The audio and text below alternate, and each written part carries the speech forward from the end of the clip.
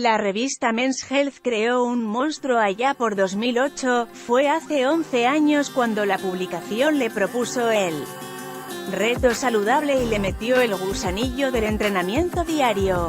Un gusanillo que, a día de hoy, sigue picándole, un entrenamiento que, como él ha confirmado, alterna entre yoga, gimnasio o boxeo, a lo que suma una alimentación cuidada y saludable. De hecho, es habitual ver alguno de sus entrenamientos en Instagram.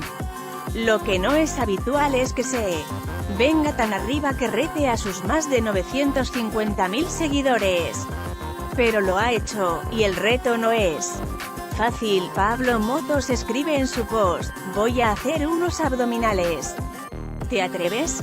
Junto al mensaje, un vídeo demostrativo de cómo hace el presentador de El Hormiguero estas abdominales. Además, carta blanca de Pablo Motos con su última foto. Que corran los memes, con una barra larga y dos pesas de 20 kilos a cada lado. Pablo Motos con las piernas estiradas, agarra la barra por el centro y la hace rodar hasta llegar a estirar el cuerpo entero. Luego toca recoger. No es nada fácil.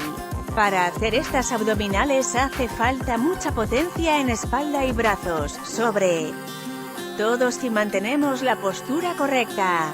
Es más, lo habitual es que quienes lo intentan por primera vez acaben comiéndose el suelo de forma inmisericordia. Está por ver cuánta gente se atreve a aceptar el reto de Pablo Motos. Un reto que, por otra parte, es mucho más saludable que el de la canela, el agua helada o el de siempre y cuando nadie se desgracie la cara contra el suelo. Fotos y vídeo.